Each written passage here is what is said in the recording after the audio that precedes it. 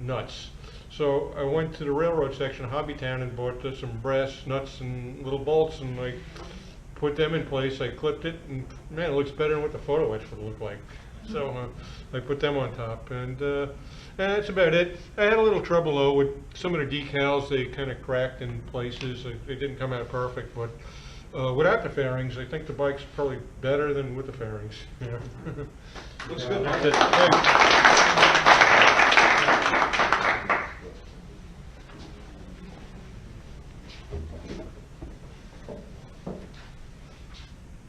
So 11 years ago, Henry and I brainstormed the styling of this car. It's basically a Tamiya Carrera GT, which is an open-top car with a removable turbo. Then the roof is from a GT1, a 911 GT1 race car. I just wanted to make a closed coupe out of it. So I did the body work without any filling and then put it back in the box for 11 years, and then decided this would be a good one to get done to take out to California. I'm real happy how it came out. I think part of the reason I wanted to build it now is I just gotten this new Porsche sapphire blue paint for it, so gravity paint. So the color scheme is 2016 on a 2004 car, so but I'm glad to have it done. It was fun, very little hassle, even though the body work from combining the parts, it was everything else is Tamiya, so it goes together pretty much like a shake and bake. I'm almost done with this VW. It's the Rabbit pickup in the United States. It's called a Caddy everywhere else. Some places they're right-hand drive. It's a C1 model's resin conversion for either the Revell Rabbit or the GTI kit, which is just this identical kit, just marketed in different places. Wheels are ATS cups, and they're from Clearly Scale, who also sold the stretch tires for it. It's a fun little kit to put together. I had a few fit issues at the end, but nothing unexpected for a resin trans kit. And I think they really captured the look of this thing just about perfect. You may have seen it on Facebook this morning. I got a bunch of camping swag that I'm going to put in it. I got to dirty that stuff up a little bit. It's too fresh looking. The 34, this is a Wheels of Fire snap kit that I built back in '02. The color, it's yellowed a little bit because this is Tester's enamels, and over the years the clear coat is yellowed, but I saw a Crown Vic in traffic in a shade like this, and I thought that would be a good color for a hot rod. And in 2002, we were getting out of the pastel phase for street rods and back into the more traditional look. So the wheels and tires are from the model house. The trim rings are from Parts by Parks. I think the Ford hubcaps are just from my parts box from Lord knows what. But the basic kit is all, this is just the snap kit. It's already chopped. I do have an aftermarket banjo steering wheel. And that hot rod that Henry was showing in the latest Rodder's Journal kind of inspired me on the grill. It's chrome plated, and I put a kind of a bad black wash on there. It wasn't looking good, so I blacked it out and put the chrome strip down the middle just to kind of make it look a little bit more modern. And I also detailed the brakes a little better. Henry's holding up the picture of that. I'd love to build a model of that exact car. It's cooler. That's a driven car too. Those guys drive it to all their shows. That's Roadster at the LA Roadster show this year. Yeah, the most beautiful Roadster. Yeah, the most beautiful Roadster. He drove it from San Francisco, wiped it off, and put it on display. Whoa. That's cool. More power to him. Henry? Oh, is it my turn? Your turn.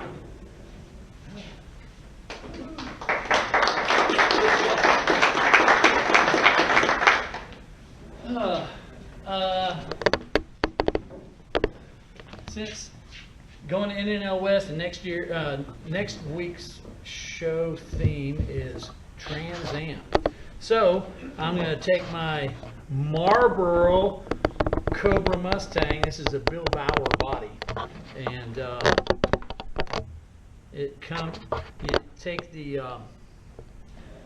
you take the Sunoco or the Rain-X or the Hot Wheels chassis, and you put some of Bill's pieces into it. Now he gives you wheels, but I like the wheels that come with the kit. And when it's time for you to build one of these things, we'll sit down and I'll show you the quick fixes, because if you build the chassis right out of the box, it's a stinker. Okay, I got 2 of the Whistlers. Yeah, and the Whistler's the same way. Same way. Same way. I don't have a Whistler, but I built a Stroh's light version of that body. Okay. Because it raced in Trans Am. I'm taking this out there.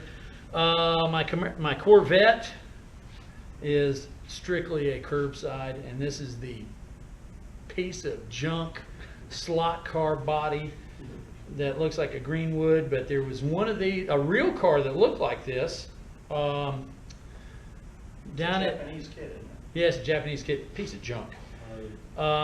The wheelbase is just a fudge too long because it fit up underneath the slot car, but the overall length is about the same as the Revell L88 Vet, so I wasn't going to hack around with the wheelbase. I made it work.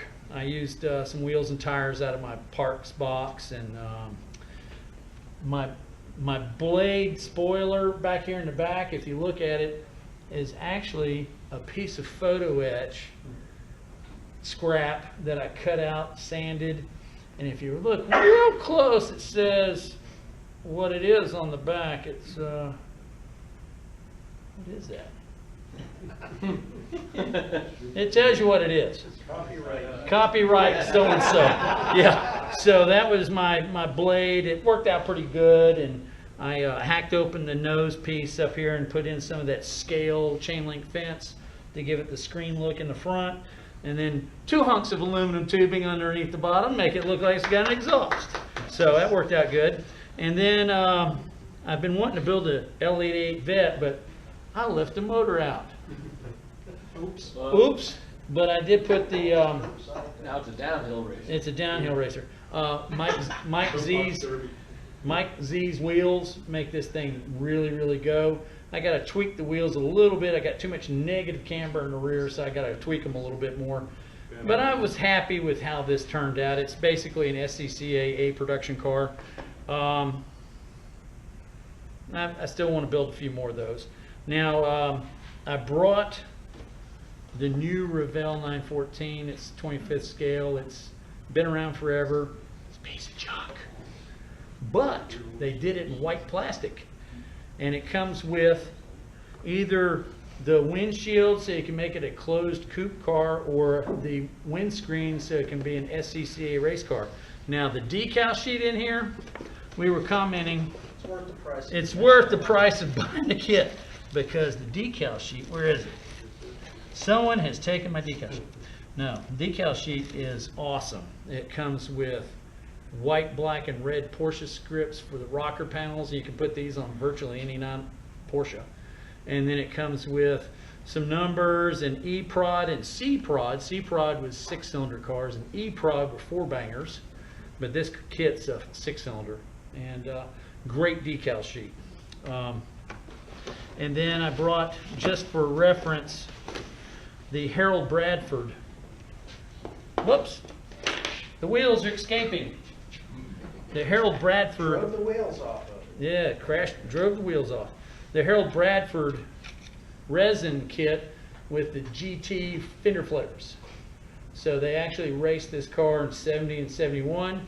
The car came in 70 at Le Mans, first in class. Yeah, I saw that. I hope you have run flats. Came in first in class in 1970 and fourth in performance index, whatever that was back in those days. And so I'm going to build the Le Mans car, and then I'm going to build an SCCA C-Prod car. So it'll be kind of fun to mix and match and see how everything works out, and be awesome. This is a Harold Bradford kit. And Harold, of course, works with the Mama's Boys up there in Maryland, and makes really cool stuff. So that's all for me. What's that? Uh-oh.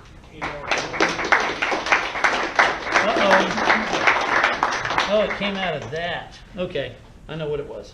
It's a carburetor cover. Well, you go. That's right. This is something I cobbled together because I get tired of looking at the AMT MPC chassis. So I took a 67 GTO, and if you ever try to make pro stock anything, this is for a dragster version of it, but that's got to be the weirdest doggone roll cage because it's cast backwards. What I mean is the side rails are exact opposite. So, whereas this looks right, it is a pain in the neck because I had to disassemble it 4 times. And finally I got it aligned so it would fit inside there and yet not look catawampus. So I used the 67 Chevelle Pro Stock chassis, and I'm trying to cobble right now the interior out of the GTO so it fits the floor pan to the Super Stock formatted interior, because if you don't do it, it won't fit.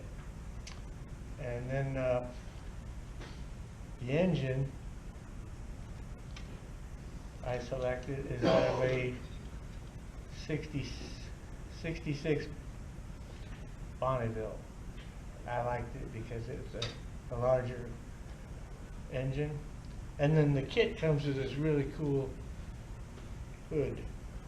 So that's my current project, trying to cobble together 2 cars that really shouldn't be together, but I'm going to do it.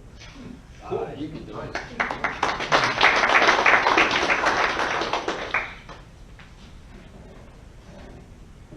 Well, I've got 2 here today. This one is a rat rig that I built a couple of years ago, and some of the people here were saying, hey, what's with that thing? Why don't you bring that in? Bring it in. So I brought it in. I'm sure a lot of you recognize it. That was a lot of fun to build that. That's a mixed match of maybe 20 different kits. Then I've been working on this Auburn Roadster here, this boat tail. It's just a work in progress. It's been a battle. The whole thing's been a battle. I'm not happy with the interior. The paint I tried something Createx. Has anybody used Createx before? Really? I'm stripping it off. I don't like the way it looks. It's a real experience. I mean, I like to talk to you guys and see how I sprayed it at, I think, 45 or 50 psi. It's like spraying Elmer's glue out of your gun. Got to use a big needle. It looks good, but you just can't get it smooth, and it's almost like spraying a rubber, like putting like a rubber coating on it. I don't like it. But slowly but surely, it'll come around, and there'll be more progress next month. I'm thinking another month or 2 I should have that done. Still don't know about wheels and tires. I'm really thinking about some kind of wire wheels or something. That's cool.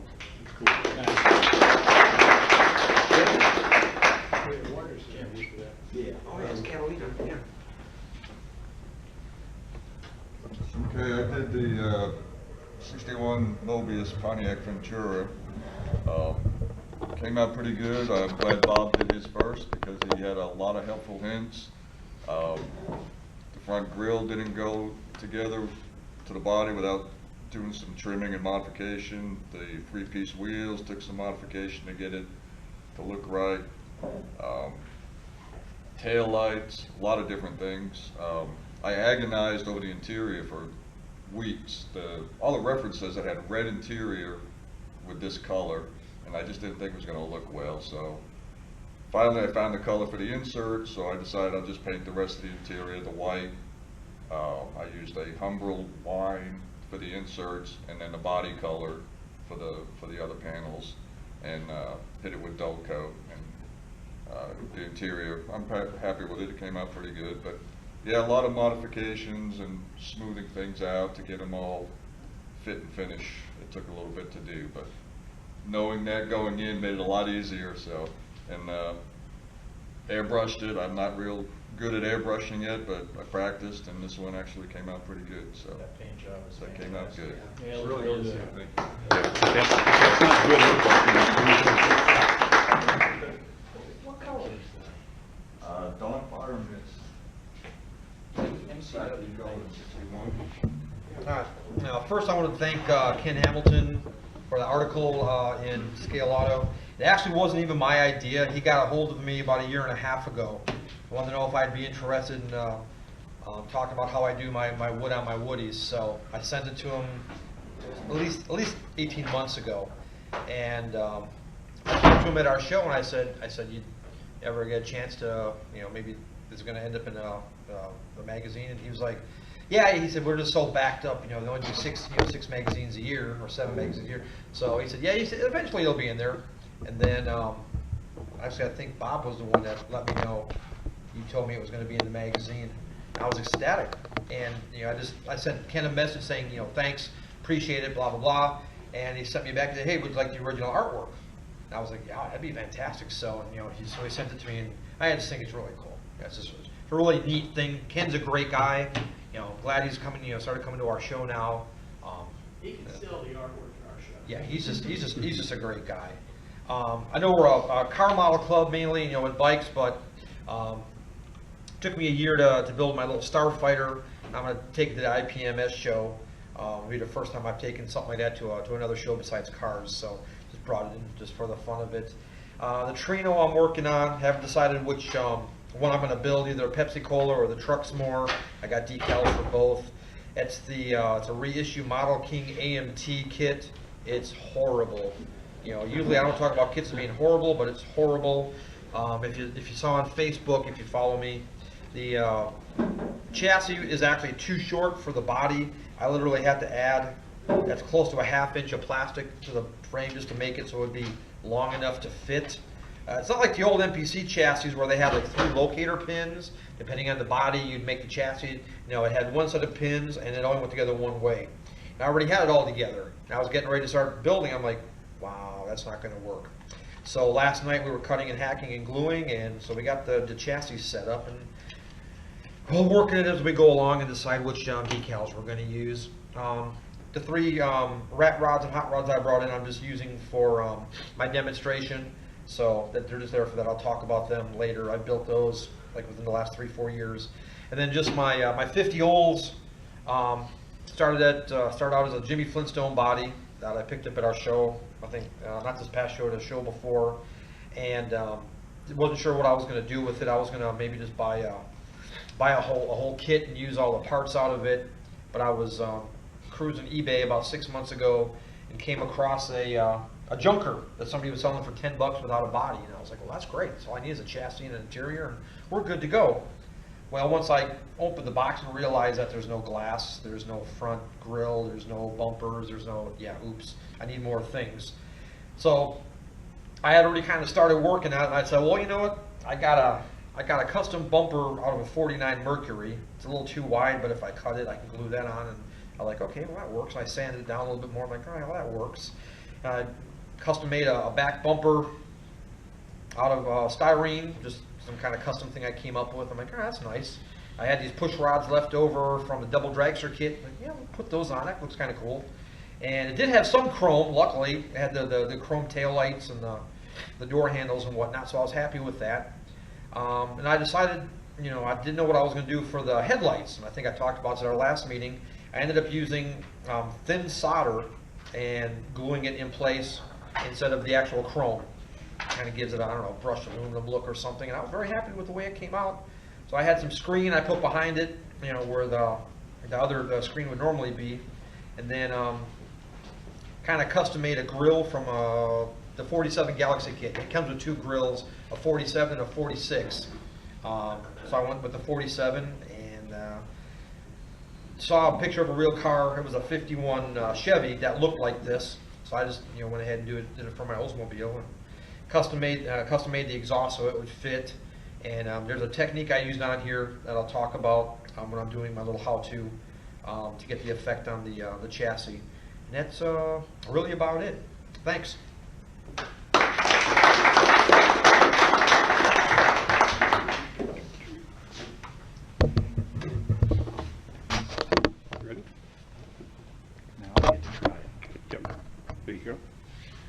So it's Lamborghini Murcielago. I'm on a building there. It's my third model this year. Instead of one every 3 years. Thank you. It started out as a group build between Brian and Eric and Rob and Bob and myself. And I haven't even started. yeah, so, and the original paint scheme was supposed to be the two-tone pearl orange and black. And one evening at the house, Eric helped me mask it off, and I painted it, and it looked incredible. And I was going to put some clear on it, and it fell off my paint stand, like the one that Steve and I have built before. So, and it got stuffed in the orange paint, and I had no more orange paint. So it became the alternate black car with, so it's Humbrol metallic black with U-Paul clear, put the decals on, and then Gunzi B502 semi-gloss. And it's just a European race car, a WEC race car. So it was a challenge to build. The doors are supposed to open. They don't fit well, so they're glued shut. The engine cover is glued shut. And a lot of the pieces were really tough to fit. So that's it. Thanks. Yeah, that's cool. Oh, and Rob, when you were talking about the TIE Fighter, we turned it off. So well, because it's cars only, we had that. That's fine. Just scrap it. Just joking. Garbage cans over there. Just joking. Car from a different galaxy. It's without wheels. Okay. I brought to the body in white is a 1977 Volkswagen Scirocco race car. The last time I built this was 30 some odd years ago when I owned one. Actually, it's a very accurate kit. It was, from what I've read, a pet project of one of the engineers at AMT who owned one, and because he must have been an enthusiast, everything on the race car body is very, very accurate. But the mold is showing its age. That's the reissue which just came out. I've got the original, and a lot of the parts are suffering from, it looks like corrosion in the mold, so things are a little bit lumpy here and there. But it's going together well so far. A lot of putty and fairing everything together, but it's coming out all right. And this is the little, not the snap, but the pre-decorated Corvette C7 Stingray, which my friend Brian called the Sink Ray due to the amount of sink marks in the body, and he was right. Painted with gravity colors, BMW Sophisto Gray, and split a set of Hobby Design 19 and 20-inch resin wheels to come up with a staggered set of wheels for it and appropriate tires for it. And not a bad kit, just takes a lot of sanding to smooth out the body, and it's kind of let down by the clear parts, especially the headlights, but overall it comes up pretty good. Nice. Yeah. Dryer lint. Dryer lint. Yeah. Yep. It's gross, but. Yeah. Yeah. Yeah. Yeah. So, that's everything. It's better than belly button. Yeah. That's it. Pretty much all this stuff I use E6000. It's a real thick glue. It dries really fast. Pretty much within a half hour, it's pretty much completely dry. Stuff's not going to come back off. It's on forever. What do you use when you're making things out of solder?